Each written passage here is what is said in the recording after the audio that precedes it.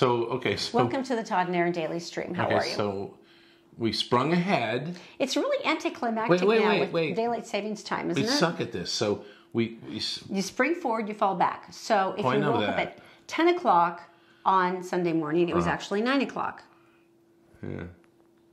So I'm getting up an hour earlier is what's happening. But all those nonsense stories of like, oh no, and then I showed up at work an hour late or an hour, all that's like, no, because we all have cell phones now. So it's like, no, it does all the work for us. Unless you take the time off your microwave or your oven. Oh, we do have to fix those, I fixed them. Oh, they were off. Thank and then you, in the car, so you need an 8-year-old to show you how. That's basically how it works. Zoe had to crawl over from the back seat and do it for me last time. That's good. That's good. Next time, not when you're driving. But it used to be all the wacky stories and where were you and what happened, and now it's like, no, we know it's an hour ahead. Everyone knows your bosses won't buy it.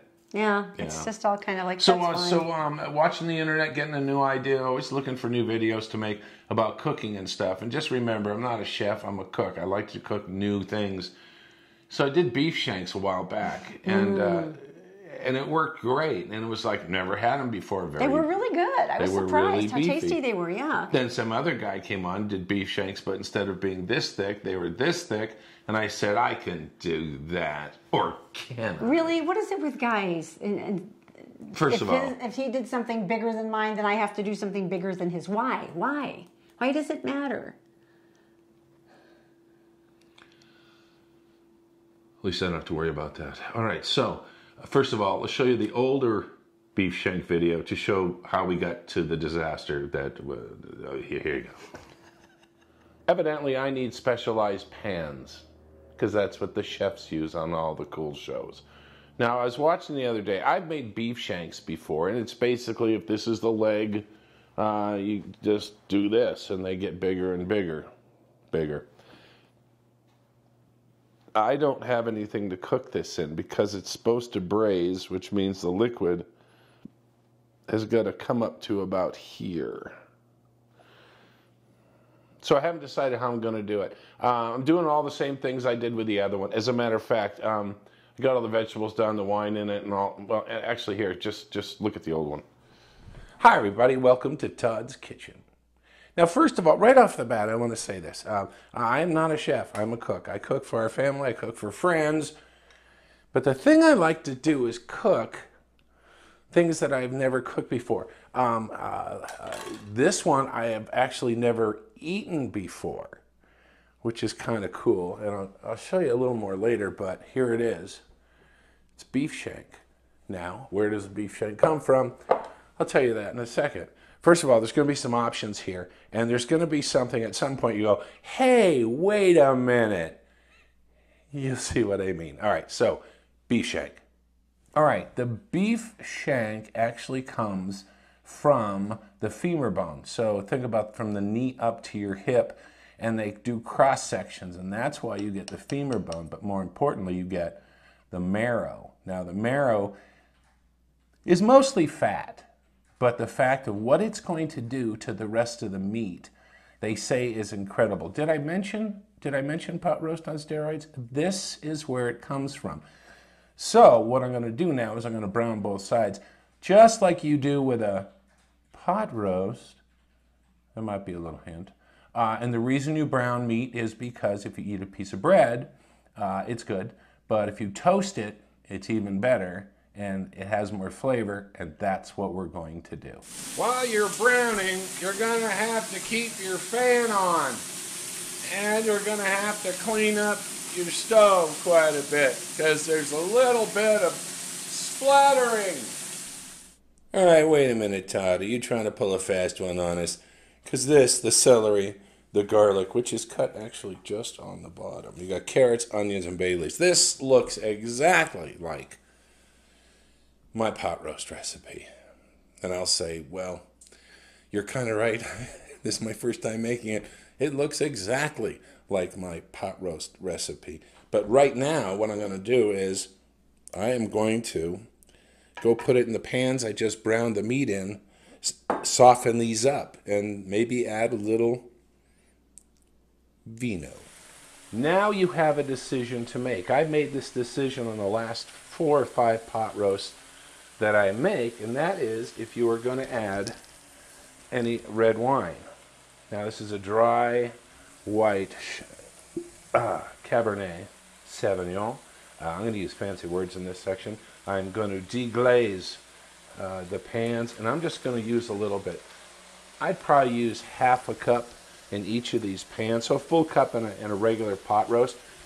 But the reason I'm going to go light on it is because this is supposed to taste, shanks are supposed to taste unbelievable, and I don't want to mask them too much. So we're going to let that just cook down a little bit more, and then we're going to set up our pan, put it in the oven for 3+ hours, and heaven should be waiting for us. All right, first, fill in the rest of the vegetables.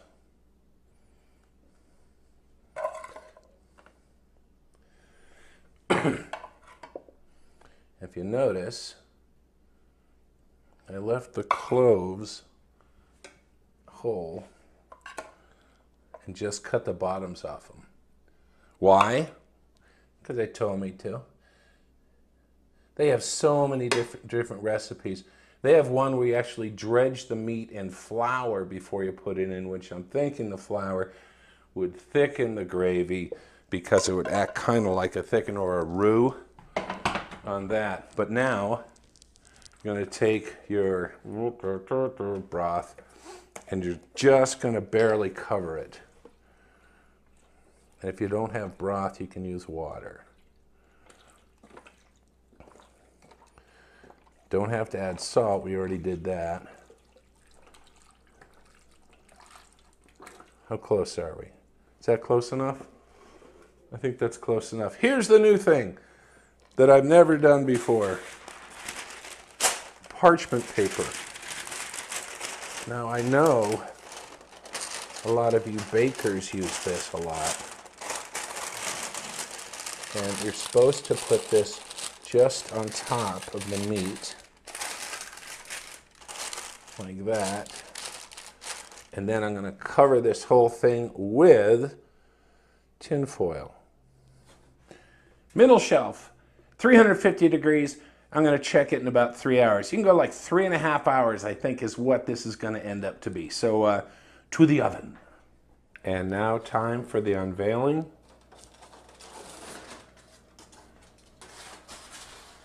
Tin foil is off. Parchment paper is off.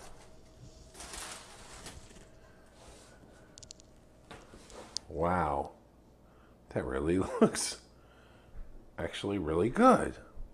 And there it is, beef shank with mashed potatoes. There's only one thing missing. Erin, I food. What? Okay. I'm here. Okay. So it's been in for about 3.5 hours. No, 3.5 hours and 3 minutes. That's how long. Let's take a look and see what I've done here. All right, so I tented it really tightly. Okay. Can we get something to poke at it with? Okay. Let me get a fork and see if it twists. Shall we?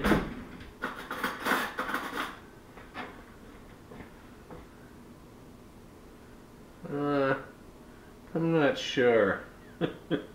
I'm not sure. I don't know. All right, let's get it out of here and check it, okay? That doesn't... Oh, that's not bad. Wondering if it's tender or not. That's why I'm poking it. Plus all this stuff. I could reduce this even more. All right, and I could blend the whole thing together and make a sauce or a gravy. Okay, so let's get it out of here. By the way, if you watch these videos to see everything turn out great, what are you thinking? So, okay, so we made jungle meat. That's basically what it's turned into. You got your big pieces of beef shank. So this is the femur here. Now, one of the cool things, let me get a knife here. Here, here's a butter knife, that makes sense. Is the marrow. Don't be grossed out by this, please. Because on toast, it's amazing. And yeah, it's basically fat. so I'm probably going to die soon. But anyway, would I do this again? Yes, but I would do it in a pot that can be covered with the liquid. It's got to be covered.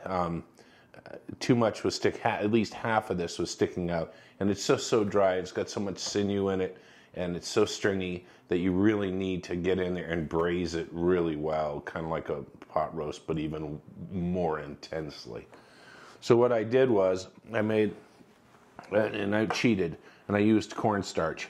And so basically this is going to go on, and I'm going to put it on the table for my kids, just because I just tell them to have at it. I think it'll be hilarious. So there you go. Jungle meat, jungle meat beef shank. All right. I think I'd go with you know what? I think I'd do this. This is what I would do. I would go between the first video that you watched, and I'd go with this one, and I pick something the size in between the two. So something about 3.5 inches. That's what I would do. So anyway, you guys have a great day. Jungle meat, more jungle meat. We'll see you later.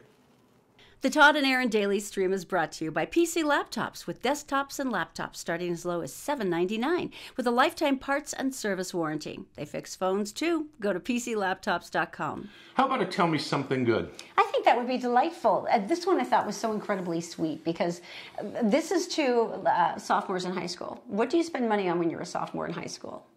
If you're a girl, well, I spent money on like clothes and Your gymnastic phone, stuff. Music. Yeah. What else? Clothes. Stuff like that. Well, Tanner Wilson and Brandon Quells kind of had a different dilemma. They both go to Caddo Hills High School in Norman, Arkansas. I love them already. Brandon has had a really hard time getting through school, especially when the bell rings and he's going through crowded hallways because he has one of the old push wheelchairs. Oh, okay. He has to wheel himself. Insurance, I love people who go, insurance covers everything. And I'm like, that is adorable. Because no, insurance traditionally covers the smallest possible thing in order to cut costs for their profits. But so this guy has been using the same wheelchair for the last 7 years, and he's been getting later and later to classes because he's trying to navigate the hallways. Right. He gets so tired that by the end of the day, he's having a really hard time. Well, these two have been buddies for a long time. Tanner works part-time in an auto repair shop. His dad owns it, and he's been saving all his paychecks for 2 years. So I would like to repeat that since the age of 14, this boy's been saving his money because he just got an electric wheelchair for Brandon. Really? And so they brought it into class, and Brandon started crying. He says, it's been my dream to have one of these. He says, it's everything. And his mom said, we had been talking about college, but he didn't see how he was going to be able to get through. To get classes. To get to classes and do all these things, and we were worried about his mobility. But she said, now that's actually becoming a true thing. And the thing about Tanner that made me so emotional is Tanner's been bullied over the last couple of years. He's had a really hard time. Because he's in a wheelchair. No. Tanner is the boy who bought the wheelchair. And Brandon's been one of his buddies who stayed by him and says, look, dude, you can get through this. You can do this. And this is, because of that, this was his own single-minded goal, that he wanted this more than anything else. And he said that was the thing that helped him get through and being bullied. That's very cool. Is that the most gorgeous thing? That is. 16-year-old boys. So. 2 years. And I hope all the bullies feel like complete crap right now. Right. Because I'm based on spite. Sorry. Until they turn around and they realize that they were idiots. Become nice people. Yeah. So what is Ogden? I mean, give me the deadline on this. This is for the homeless shelter. The Road Home Shelter. Now, this has been, Todd and I are big fans. We raised money for them for years and years and years. We know the people well. It would be at the point that at our last radio station, there were a lot of homelessness left on our street, and we almost knew them by name. And if someone was lost or missing, we would call someone down at the road home and go, hey, do you know anything about it?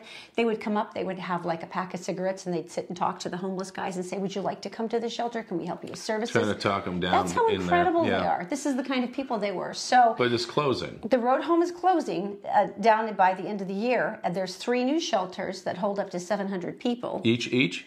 No, totally. In total, there are 3 shelters in total. But the road home handles 12 to 1,500 at its peak. So you can see almost double, yeah. So you can see that there are some great new facilities opening, but that will only support maybe 2/3 of the homeless population. What's the math behind that? So you said something about Ogden. Well, Ogden's kind of bracing for this because, and they have some past history in 2017 when they did the big crackdown on the Rio Grande area. a lot of that population that left moved up to Ogden, and they were not ready for them. They spent $1.2 million last year on police and fire services trying to take care of the homeless. And they said, look, here's the thing. It's not necessarily that it's a rise in crime, but what you have is you have a large population that might be mentally ill. They might be suicidal. They said, this is a lot to take on. And so they were trying to be up at the legislature and saying, we're kind of gunning for some money here because we're going to need help, because the other people who aren't getting any are going to head towards us. So far, no luck with the legislature. Okay. So that's pretty frustrating. I feel for them. This story made me embarrassed to live in Utah, but let me say this. I want you to think about maybe Thanksgiving, maybe Christmas, big family get-together. I want you to think about your favorite cousin. You know, the one who's so funny. Oh, my gosh, it's so funny. She makes me laugh. He makes me laugh. Whatever the case. Oh, I had so many great cousins. They were so my fun. gosh, so many. Now, pick one to marry. My brother and sister called me about this one. They went, "You're trying to do what?" And this is, go ahead, tell them. Because I'm just going to stay here and get freaked out. Now, I will say that I have friends who have said, oh, I had a crush on a cute first cousin when I was like a little kid. But I have never spoken to anyone who went, and I looked across the room at him at Thanksgiving and thought, oh, could you be... Don't. Well, apparently, Angie Pearine and Michael Lee were doing this at the dinner table over Thanksgiving. Right. It's pretty interesting. Apparently, after years of resisting, they finally gave in to temptation this year and told their family soon after. They were getting married? I said, Mom, I need to talk to you about something. Me and Angie have feelings for each other. And she just sat down and said, wow. So their immediate family has been supportive, but because marrying first cousins is illegal here. Isn't that how the royal family got kind of... Well, one of the things here is obviously a lot of this is just based on genetics and DNA. Your chance of having a child with disabilities is much, much higher. It's almost double. Really? If you marry a first cousin. So basically what the legislature had said was like, look, if you want to get married, if you're over 55 and you can prove you're infertile, have at it. Okay. If you're infertile? Yeah, so you can prove that. It's none of the state's business, number one. What they're stating is they're trying, okay, this is an old law, but what they were basically trying to do is, let's cut down on the amount of children with disabilities, and why put a child in that position if we can avoid it? Why don't you just stick up for cousins? That's the weirdest thing that just happened to me. Anyway, they said, okay, this is crazy, but we're adults now, we're single now, we're going to go for it, and we don't care what our family thinks. Right. So then once they figured out that really they couldn't do this here in Utah, they decided to go to Colorado, which apparently they can get married to first cousins there. Now, the thing that's interesting about that, though, is the marriage will not be recognized here. This is where they live. So technically they will be married, but not recognized. So they've started a petition to gather support to change the antiquated law here in Utah. And they said, hey, what kind of support are you getting from Utah so far? And they said, well, most of the people who have signed it have been out of state. But we think that Utah's going to come around. I have a question. So my last name is Collard. Mm-hmm. Let's say... my cousin is Amy. Your cousin is Amy. What's Amy's last name? Dawson. Then, let's say, that her and Amy, you are a beautiful woman. You are. But I'm sure you could... Okay. Oh, right? She's doing it too. Oh. Trust me, I know she is. And so we go down the town hall, Todd Collard, Amy Dawson, and we say, hey, we'd like a marriage license. No blood tests, no anything. And they say, hey, okay, here you go. Congratulations on you're about to get married. That's great. You turn around, you go out, step on the steps of the city-county building, and get married, and go on your merry way. I think that there are blood tests even with the city license. Are you sure? Did you have a blood test? Yes, we had blood tests, you moron. No, we didn't. Yes, we totally did. No, we didn't. Yes, and we didn't get married in the city steps. We got married in an ecclesiastical ceremony. But no, yeah, of course you do. You do. When did you have... We had to go and register for marriage license, and we did have blood tests. I remember that. I remember blood tests. We will settle this later. Fine. Interesting. So I don't know. Weird? Is it a thing? We had the joy of celebrating my daughter's birthday because she turned. She's mine too. 8. Well, just the good part's mine. She deals with the rest of it. And what Zoe wanted for her birthday was a slumber party, and Erin said yes. Have you ever known that there's a pitch that little girls can rise to when they scream?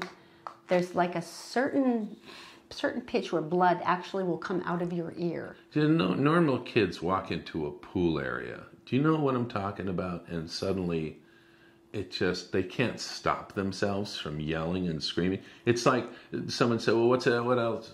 Give me another analogy. And I went, okay. You and a friend step inside this huge group of a marching band, okay? And you speak, and they're playing, and you speak at the level that the other person can hear, okay? Now, take away the band. And that's how it works. And so today we will leave you with some audio evidence.